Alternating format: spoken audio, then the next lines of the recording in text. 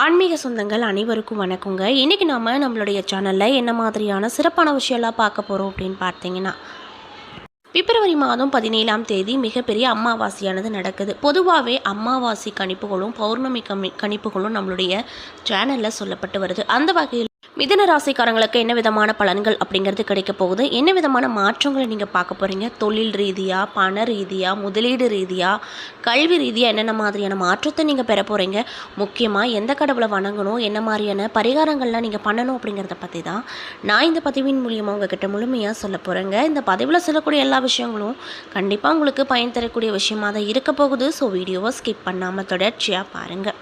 அது மட்டும் இல்லாமல் இது போன்ற ஆன்மீகம் சார்ந்த வீடியோக்களெல்லாம் பார்க்கணுன்னு நினச்சா நம்ம சேனலை மறக்காமல் சப்ஸ்கிரைப் பண்ணிவிட்டு கீழே இருக்கும் பெல்லைக்கானையும் மறக்காமல் கிளிக் பண்ணுங்கள். அப்போ தான் நம்ம சேனலில் போடுற எல்லா வீடியோவும் நோட்டிஃபிகேஷனாக உங்கள்கிட்ட உடனுக்குடனே வந்து சேரும். மேலும் உங்களுக்கு சமயபுரத்தில் இருக்கக்கூடிய அந்த மாரியம்மனை ரொம்ப பிடிக்கும்னா இந்த வீடியோக்கு ஒரு லைக் பண்ணிவிட்டு நம்மளுடைய கமெண்ட் பாக்ஸில் சமயபுரத்தாளுக்கு போற்றி அப்படின்னு சொல்லி மறக்காமல் பதிவிடுங்க. அந்த அம்மன் உங்களுக்கு நல்ல வழியை காட்டுவாங்க. ஸோ இப்போ வாங்க நம்ம வீடியோக்குள்ளே போய் முழுமையாக பார்த்து தெரிஞ்சுக்கலாம். எதையும் ரசித்து சுவைத்து சாப்பிடுவதில் இவங்க கெட்டிக்காரங்களாக இருப்பாங்க. அப்படியே தான் எண்ணத்தையும் சுவைப்பாங்க. உங்களுடைய எண்ணத்தை கலவையாக தொகுத்து சொல்லக்கூடியவர்களை வல்லவர்களாக இருக்கக்கூடியவங்க தான் மிதுன ராசிக்காரங்க. மிதுன ராசியில் என்னென்ன நட்சத்திரங்கள் இருக்குது அப்படின்னு பார்த்தீங்கன்னா, மிருகசீரிஷத்தின் 3-4 பாதங்கள், திருவாதிரை 4 பாதங்களும், புனர்பூசம் 1, 2, 3 பாதங்களும் அடங்கியிருக்கு. இந்த ராசிக்கான அதிபதி யாருன்னு பார்த்தீங்கன்னா புதன் பகவான். மேலும் இந்த ராசியை சேர்ந்தவங்க வாயு ராசியை சேர்ந்தவங்களாக சொல்லப்படுது. அது மட்டும் இல்லாமல் இந்த ராசியில் பிறந்தவங்க மோஸ்ட்லி சிந்தனை பிரியர்களாகவே இருப்பாங்க. எளிதில் ஒரு தீர்மானத்துக்கு கொண்டு வந்துடலாம் அவங்கள. மேலும் எப்பொழுதும் 2 பணிகளை கவனிப்பாங்க. சுற்றுச்சூழலுக்கு ஏற்ப தங்களை சுலபமாக மாற்றிக்கொள்ளக்கூடிய நபர்களாக இருப்பாங்க. சிந்தனை செய்யும் பழக்க வழக்கங்கள் அதிகமாக இவங்ககிட்ட இருப்பதால் எதையும் தீர்க்கமாக ஆலோசிப்பாங்க. அடிக்கடி மாற்றத்தையும் புது புது பழக்கங்களையும் விரும்பினாலுமே இவங்க நம்பிக்கைக்கு உகந்தவர்கள், சமயத்தில் கை கொடுக்கக்கூடிய நபர்களாகவும் இருப்பாங்க. எடுத்த வேலையை அரைகுறையாக விட்டு செல்வது இவங்களுக்கு ஒரு அலாதிய குஷியாகவே இருக்கும். ஒரு வேலையை தொடங்கி செய்வாங்க, அதை அப்படியே விட்டுட்டு இன்னொரு வேலைக்கு போயிடுவாங்க. பிறரோடு சேர்ந்து பணியாற்றினால் இவங்க அறிவாற்றல் தென்றல் என பிரகாசிக்கும். தாங்கள் சொன்னதே சரி அப்படின்னு சாதிக்கும் மனப்பான்மையும் ஓரளவுக்கு தாராள குணமும் பெற்றிருக்கக்கூடிய நபர்களாக இருப்பாங்க. முற்போக்கு சிந்தனை இருந்தாலுமே பழமையை விட்டு கொடுக்க தயங்குவாங்க. இவர்களுடைய செய்கை பேச்சு எல்லாவற்றிலுமே ஒரு இரட்டை வேஷம் போல தெரியும். நெருங்கி பல நாட்கள் பழகினால் மட்டுமே இவங்களை பற்றி பிறரால் புரிந்து கொள்ள முடியும் அப்படின்னு சொல்லப்படுது. பல தொழில்களை இழுத்து போட்டுக்கொண்டு திணறு செய்வாங்க. ஆனால் வெளியில் மன போராட்டத்தை காட்டிக்கொள்ளவே மாட்டாங்க.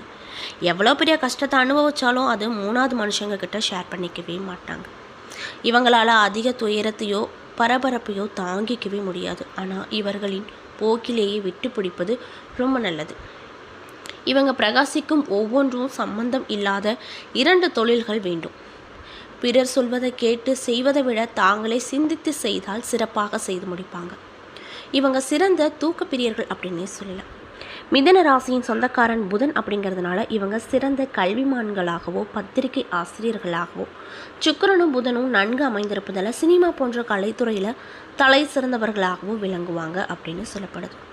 புத்தகங்களை வேகமாக படிப்பாங்க. பேச்சில் கண்ணியமும் நியாயமும் வெளிப்படும்.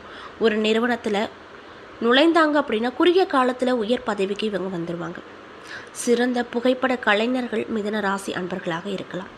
பெண்களாக இருந்தால் நகத்தில் அழுக்கு படையாதபடி எப்பொழுதுமே சொகுசாக இருக்கணும் அப்படின்னு விரும்புவாங்க. நியாயமான பேச்சிலேயே பிறரிடம் வேலை வாங்கி விடுவாங்க. இந்த ராசியில் பிறந்தவங்க வாயு ராசிக்காரகன் ஆணையும் நெருப்பு ராசிக்கார ஆணையும் மணக்கலாம். மிதனம் அப்படிங்கிறது காற்று ராசி அப்படின்றதுனால இந்த ராசிக்காரங்க மனசும் ஒரு இடத்துல நிலை இல்லாமல் அலைஞ்சிக்கிட்டே இருக்கும். அடிக்கடி புது இடங்களுக்கு போய் பார்க்க அதிகமாக விரும்புவாங்க. இப்படிப்பட்ட குணாதிசயங்கள் பெற்றிருக்கக்கூடிய மிதுன ராசிக்காரங்களுக்கு இந்த அமாவாசைக்கு பிறகு என்ன விதமான மாற்றம் கிடைக்கும், என்ன விஷயத்தில் ஏற்றத்தை பார்க்க போகிறீங்க, ஆக மொத்தத்தில் உங்களுக்கு என்ன மாதிரியான பலன்கள் கிடைக்க போகுது அப்படின்றத பற்றி தான் நான் இந்த பதிவின் மூலியமாக உங்ககிட்ட முழுமையாக ஷேர் பண்ணிக்க போகிறேன். இந்த பதிவில் சொல்லக்கூடிய எல்லா விஷயங்களும் கண்டிப்பாக உங்களுக்கு பயன் தரக்கூடிய விஷயமாக தான் இருக்க போகுது. ஸோ வீடியோ ஸ்கிப் பண்ணாமல் தொடர்ச்சியாக பாருங்கள். மேலும் இந்த பதிவு மிதுன ராசிக்காரங்க பார்க்குறீங்க அப்படின்னா இந்த வீடியோக்கு ஒரு லைக் பண்ணிடுங்க. நான் சொன்ன விஷயம்லாம் கரெக்டாக இருந்துச்சுன்னா கமெண்ட் பாக்ஸில் எஸ்ன்னு சொல்லி மறக்காமல் பதிவிடுங்க. ஸோ இப்போ வாங்க நம்ம வீடியோக்குள்ளே போய் முழுசாக பார்த்து தெரிஞ்சுக்கலாம். மிதுன ராசியில் மிருகசீரிசம் 3-4 பாதம், திருவாதிரை புனர்பூசம் 1-2-3 பாதங்கள் என 3 நட்சத்திரங்கள் இருக்குது. கிரக நிலையை ஜோதிட ரீதியாக ஆராய்ந்து பார்க்கும்போது ராசியில் குரு, தைரிய வீரிய ஸ்தானத்தில் கேது, அஷ்டம ஆயுள் ஸ்தானத்தில் சூரியன், செவ்வாய், சுக்கிரன், பாக்கிய ஸ்தானத்தில் புதன், சனி, ராகு என கிரக நிலைகள் அமைஞ்சிருக்கு.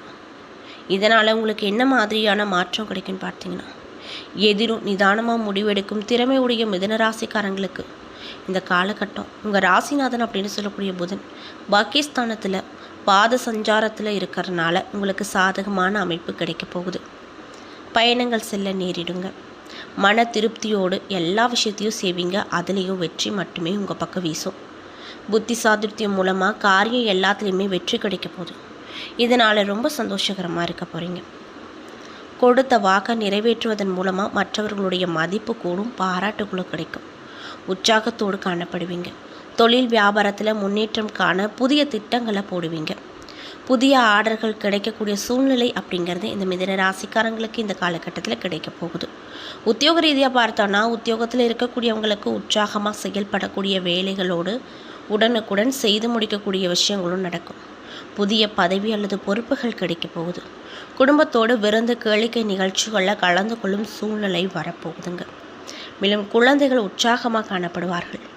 பெண்களுக்கு மன திருப்தியோடு காரியங்களை செய்து சாதகமான பலனை அடைவாங்க. பயணங்கள் அப்படிங்கிறது இந்த காலகட்டத்தில் உங்களுக்கு அதிகமாக செல்ல வாய்ப்புகள் கிடைக்கும். அரசியல் துறையில் இருக்கக்கூடியவங்களுக்கு கட்சி தலைமையின் நம்பிக்கையை பெறுவீர்கள். கலைத்துறையில் இருப்பவங்களுக்கு எதிர்பார்த்த ஒப்பந்தம் கையெழுத்தாகும். மாணவர்களுக்கு கல்வியில் மட்டும் ரொம்ப கவனமாக இருக்கணும் அப்படின்னு வலியுறுத்தப்படுது. மேலும் மிருகசீரிஷம் 3 மற்றும் 4 பாத நட்சத்திரக்காரங்களுக்கு இந்த காலகட்டம் எப்படி இருக்க போகுதுன்னு பார்த்தீங்கன்னா, குடும்பத்திற்கு தேவையான பொருட்களை வாங்குவதில் அதிகமாக ஆர்வத்தை காட்டுவீங்க. குடும்பத்தில் இருப்பவங்க ஏதாவது ஒரு விஷயத்தை பெரிதாக பேசுவாங்க. அதை கண்டுகொள்ளாமல் அப்படியே நகர்ந்துப்பது நல்லது அப்படின்னு சொல்லப்படுது. கணவன் மனைவிக்கிடையே நிதானமான போக்கு இருக்கும். பிள்ளைகளின் கருத்து அறிந்து அதற்கேற்றார் போல செயல்படுவது நன்மையை தருங்க. மூத்த சகோதரர் உடல்நலத்தில் கவனம் ரொம்ப தேவை. பொருளாதார நிலை முன்னேற்றம் அடையும்.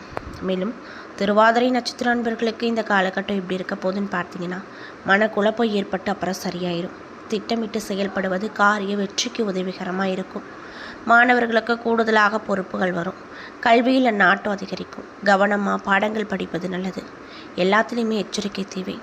காரிய தடை தாமதங்கள் வருங்க. எனினும் கூட உடன் பணிபுரிபவங்க அவங்கக்கிட்ட நீங்கள் எச்சரிக்கையாக இருப்பது ரொம்ப நல்லது. முக்கியமாக இந்த காலகட்டத்துக்கு ரொம்ப நல்லது அப்படின்னு வலியுறுத்தப்படுது. உங்களின் ஆர்வமும் அக்கறையும் மற்றவரை பிரமிக்க வைக்கக்கூடிய வகையில் இருக்க போகுதுங்க. மேலும் புனர்பூசம் 1, 2, 3 பாத நட்சத்திர அன்பர்களுக்கு இந்த காலகட்டம் எப்படி அமைஞ்சிருக்குன்னு பார்த்தீங்கன்னா, குடும்ப பிரச்சனை அப்படிங்கிறது இதற்கு முன்னாடி கவலையை கொடுக்கக்கூடிய வகையில் அமைஞ்சிருக்கும். ஆனால் இதற்கு, அதாவது இந்த அமாவாசைக்கு அப்புறம் உங்களுக்கு அந்த பிரச்சனைகள் எல்லாமே ஒரு நல்ல முடிவுக்கு வரப்போகுது. ஒரு முறைக்கு பல முறை எதையாக இருந்தாலும் யோசித்து பார்த்து செய்வது நல்லது கொடுக்குங்க. பணவரவு அதிகரிக்குங்க. ஆனாலுமே வீண் செலவுகளும் வருங்க. சொத்துக்கள் வாங்குவது விற்பது ஆகியவற்றில் கவனம் ரொம்ப தேவை. பயணத்தின் போது வாகனங்களில் செல்லும் பொழுது எச்சரிக்கையாக இருங்க. முடிக்க வேண்டிய காரியங்களை செவனேன்னு செய்வீங்க. அரசாங்கம் சார்ந்த உதவிகள் இந்த காலகட்டத்தில் எந்த ஒரு சிரமமும் இல்லாமல் எளிதாக உங்கள் கைக்கு கிடைக்கும்.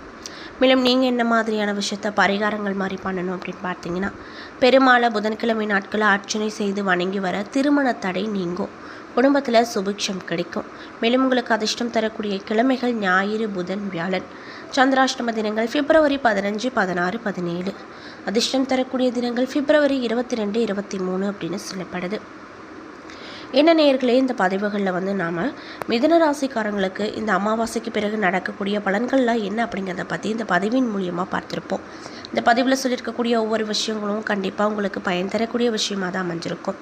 ஸோ வீடியோ பிடிச்சிருந்தால் லைக் பண்ணுங்கள், ஷேர் பண்ணுங்கள். அது மட்டும் இல்லாமல் இதே மாதிரியான வீடியோக்களெல்லாம் நீங்கள் பார்க்கணுன்னா நம்ம சேனலை மறக்காமல் சப்ஸ்கிரைப் பண்ணிவிட்டு பாருங்கள். நன்றி.